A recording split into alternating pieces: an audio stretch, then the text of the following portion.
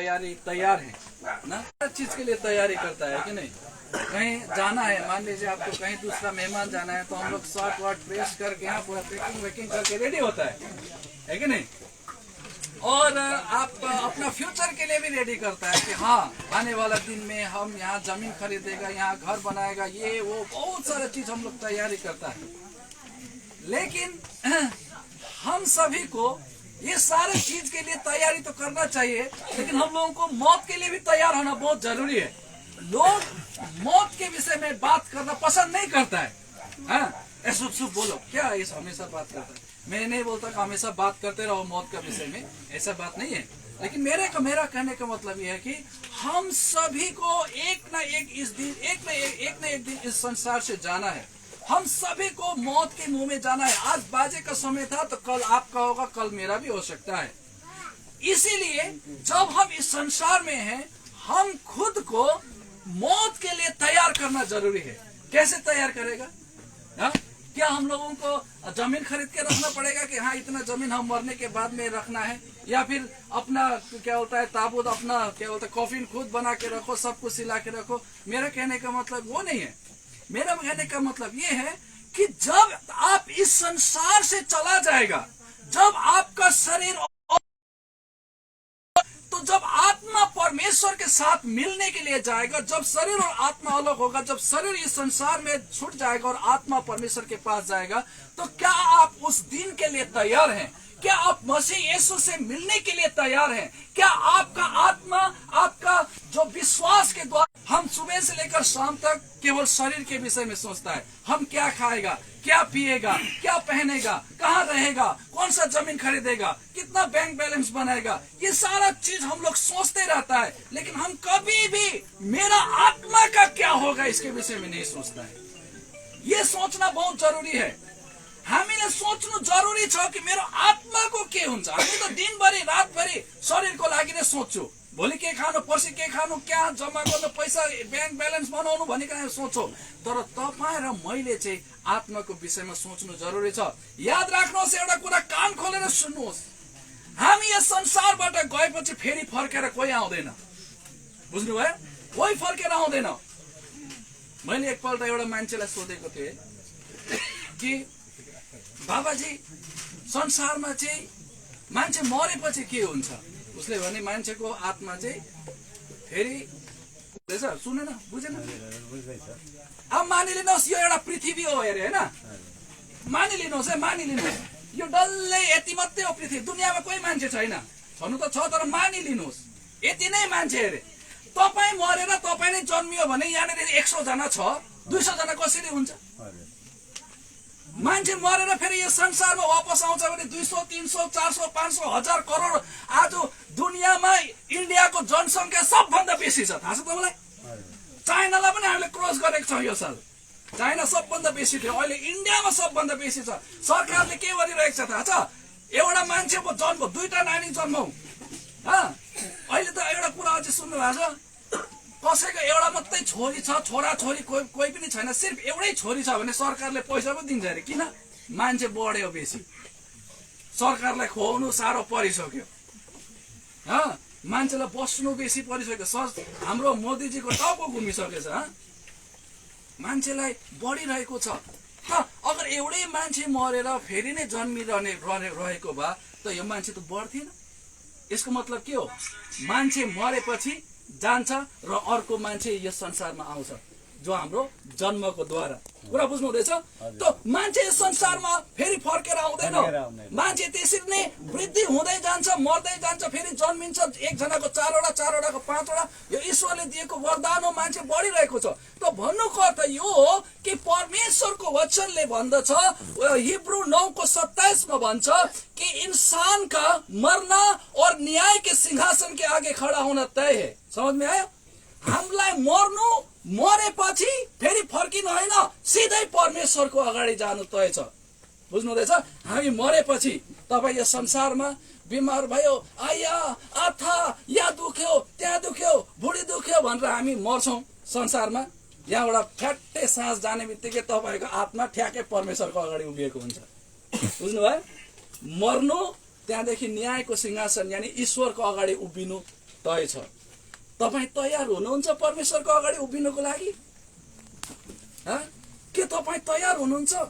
जब तपाईँ परमेश्वरको अगाडि गएर परमेश्वरले तपाईँले सोधलाई अरे छोरा तँलाई म चाहिँ स्वर्गको राज्यमा किन पस्नु दिउँ भन्दाखेरि तपाईँले के जवाब दिनुहुन्छ होला? यही दिन अगाडि मैले एक कुरा रोहित पुरमाइन भनिरहेको थियो है, के जवाब दिने? मैले त बहुत राम्रो काम गरेछु नि ईश्वर, मैले त यो मान्छेलाई त 1000 रुपियाँ दिएको छु भन्नु सक्नुहुन्छ होला।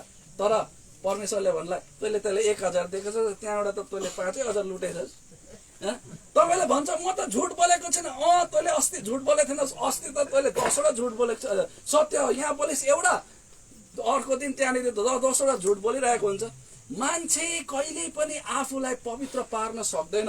हामीलाई एउटा क्षमा गर्ने ईश्वरको खाँचो छ, हामीलाई क्षमा गर्ने ईश्वरको खाँचो छ, जसले हाम्रो पापलाई धोइदियोस्, जसले हामीलाई क्षमा गरोस्। किनभने हामीले उसको विरुद्धमा पाप गरेको छौँ भने हामी परमेश्वरले नै मलाई क्षमा गर्न सक्नुहुन्छ। ध्यानले सुन्नुहोस् है, पाप भनेको के हो?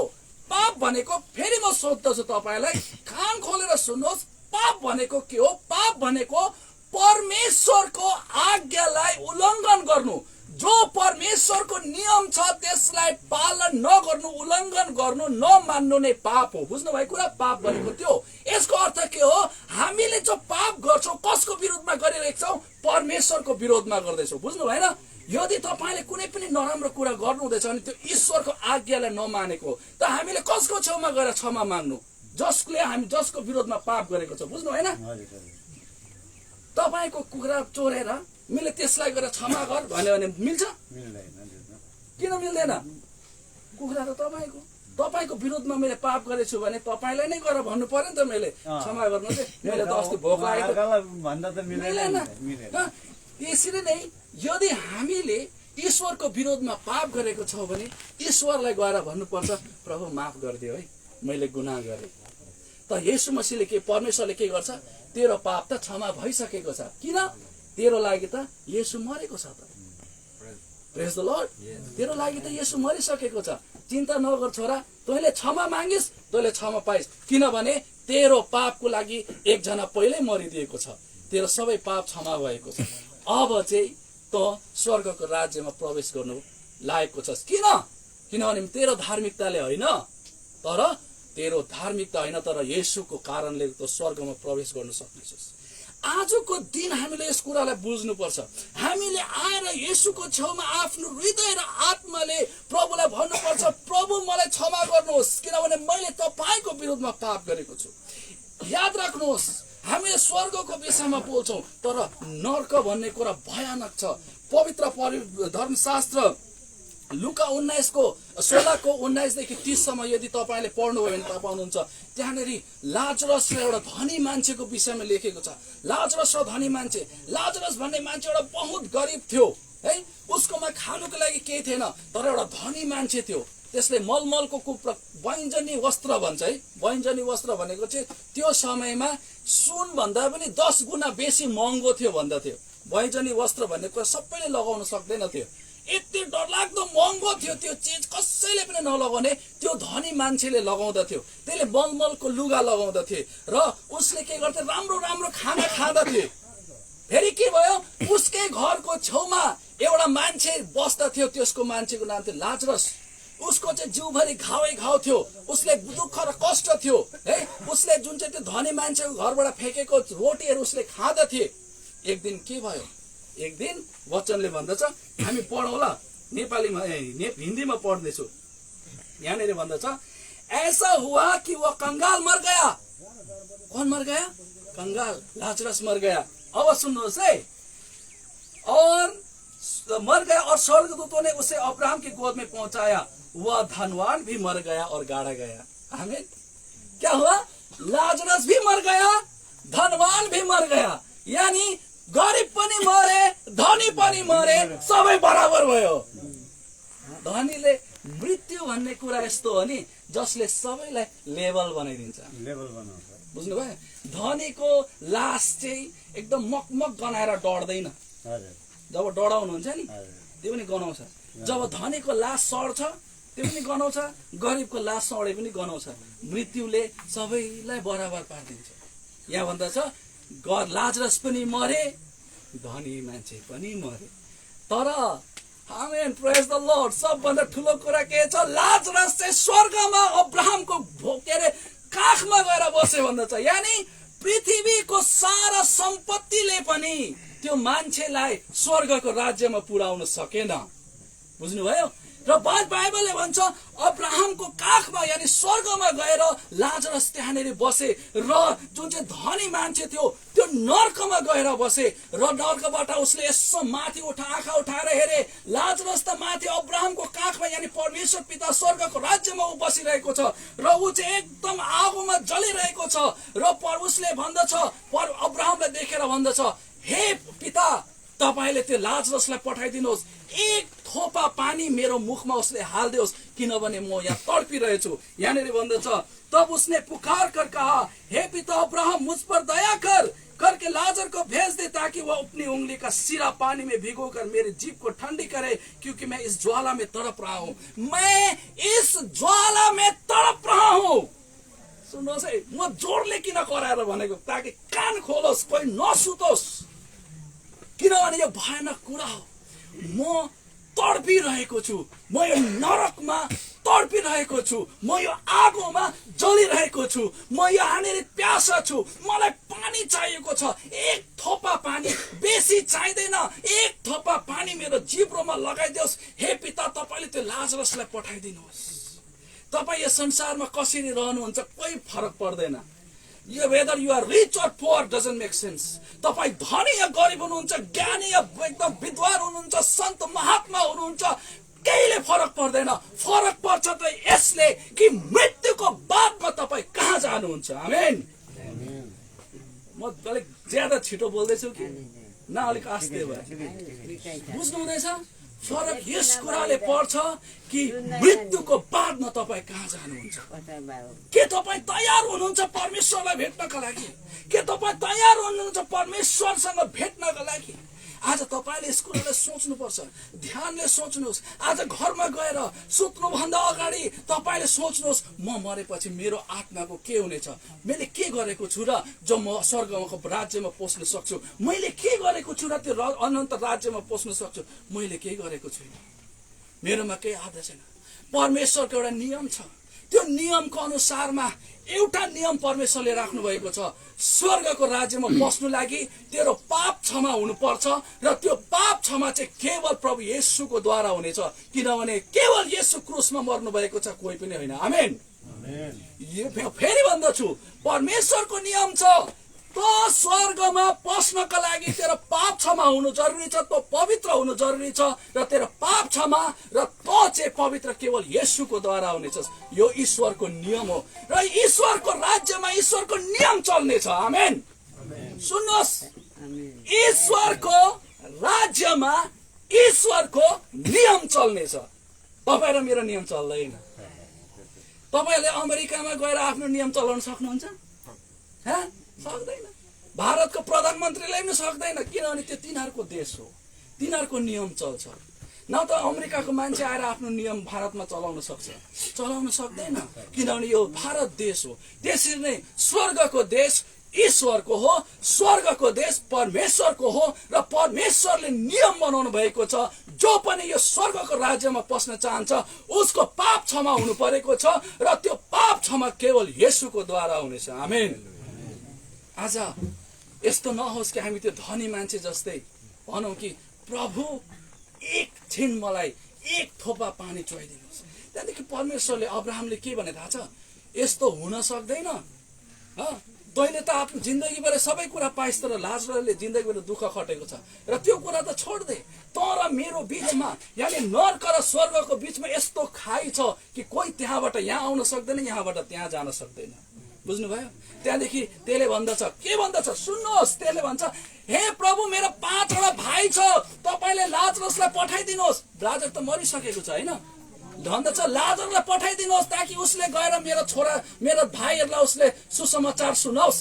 सुन्नुहोस्, हालेलुया। म पापालाई भन्दछु आजको दिनमा सायद यो घरको बाजेले स्वर्गबाट भनिरहेको छ होला, परमेश्वर मेरो नाता नातिनीलाई मेरो छोरा छोरीलाई एकपल्ट भनिदिनुहोस् न हौ स्वर्ग छ भनेर। सायद बाजेले भनिरहेको होला, तर भन्नेको उहाँबाट त कोही आउने त छैन नि। जसरी त्यो मान्छेले भनिरहेको थियो मेरो छोरा मेरो भाइहरूलाई कसैले गएर भनिदिनु भन्दाखेरि अब्राहमले भने कि उनीहरूको लागि त मोसाले दिएको नियम छ, यानि वचन छँदैछ, उनीहरूले त्यो पढोस् भन्दाखेरि उसले भने होइन, कोही मरेर गएको छ भने सायद विश्वास गर्छ कि भनेर त्यो र धनी मान्छेले भने। र परमेश्वरले भने जसले मरेर, यहाँनिर भन्दछ, यहाँनिर के भन्छ अरे, उसने कहा नहीं पिता अब्राहम, यदि कोई मरे हुए में से उनके पास जाए तो वे मन फिराएंगे। उसने उससे कहा जब वे मूसा और भविष्यवक्ता की नहीं सुनते तो यदि मरे हुए में से भी जी उठे तो अभी उनका उसको नहीं मानेंगे। यानी जुन वचन हामीले सुन्दैछौँ आजको दिनमा, त्यो वचनलाई यदि हामीले मानेनौँ भने हाम्रो लागि कुनै अर्को उपाय नै छैन। बुझ्नुभयो? अर्को शब्दमा भन्नु भने जुन वचन तपाईँले सुन्नु हुँदैछ त्यो वचनलाई तपाईँले मान्नु भएन, अरू कुनै उपाय नै छैन। यो परमेश्वरको वचन हो, यो परमेश्वरको जीवित वचन हो। आज हामी सबै विश्वासीहरू, यहाँ तक कि अन्य विश्वासीहरू पनि, म तपाईँलाई एउटै प्रश्न छोडेर जाँदछु यो समय। एउटै प्रश्न तपाईँको हातमा राख्दछु, के तपाईँ मृत्युको लागि तयार हुनुहुन्छ? के तपाईँ स्वर्गको राज्यमा जानको लागि तयार हुनुहुन्छ? तपाईँ जब स्वर्गको राज्यमा परमेश्वरको अगाडि उभिएर परमेश्वरले यदि तपाईँले सोध्यो कि छोरा म तँलाई किन स्वर्गमा जानु दिनु भन्दाखेरि तपाईँले के भन्नु? यो प्रश्नको जवाब तपाईँले आफै खोज्नुहोस्। परमेश्वरले वचनमा आशिष दिनु। म प्रार्थना गर्नेछु र समय म त्यसको बादमा चेयरम्यानलाई दिन्छु। सर्वशक्तिमान पिता प्रभु येशू ख्रीष्ट, आदर भक्ति अनि प्रशंसाको योग्य जो हुनुहुन्थ्यो, हुनुहुन्छ र हुन आउनुहुनेछ, राजाहरूको राजा अनि प्रभुहरूका प्रभु पिता, आज जुन वचनहरू सुनाइएको छ ती वचनहरू परमेश्वर तपाईँले आफ्नो पवित्र आत्माको शक्ति अनि सामर्थ्यले प्रभु हरेको हृदयमा तपाईँले लेखिदिनुहोस्। परमेश्वर पिता, यी वचनहरू परमेश्वर हाम्रो आत्मामा प्रभु एउटा बिउ जस्तै भएर छापिएको होस् प्रभु, र त्यो बिउले प्रभु धेरै फल उमारेको होस्। परमेश्वर पिता, अन्धकारले शैतानले प्रभु यो वचनलाई उठाएर लैजान चाहन्छ। आज प्रश्न धर्मको होइन प्रभु, आज प्रश्न यो छैन कि हामी को सानो या को ठुलो हो। प्रश्न सत्यताको छ, प्रश्न त वास्तविकताको छ, प्रश्न हाम्रो आत्माको छ प्रभु, प्रश्न हाम्रो अनन्त जीवनको छ, हामी कहाँ जानेछौँ प्रभु येशू ख्रीष्ट। पिता, म प्रार्थना गर्छु ताकि हरेक आत्माले यस कुरालाई बुझेको होस् प्रभु। हाम्रो सबै हृदयको अहङ्कारहरू मेटिएर प्रभु सत्यतालाई स्वीकार गर्ने आत्मा दिनुहोस् प्रभु। जति पनि मण्डलीहरू आएको छ, विभिन्न चर्चबाट पास्टर्स, मिसनरिज, इभान्जलिस्ट, परमेश्वर सेक्रेटरिजहरू, लिडर्सहरू आएका छन् प्रभु, सबैको साथ तपाईँ हुनुहोस् परमेश्वर पिता। र जतिजनाले तपाईँलाई चिन्दैन उनीहरूको साथ पनि तपाईँ हुनुहोस्। र यो वचन परमेश्वर हाम्रो लागि लाभदायक भोजनको जस्तै भएर यो वचनले परमेश्वर हामीलाई नयाँ जीवन, नयाँ उत्साह दिएको होस् प्रभु। धन्यवाद पिता, सबै कुरा तपाईँको हातमा राख्दै प्रार्थना येशू ख्रीष्टको नाममा माग्दछु, आमेन।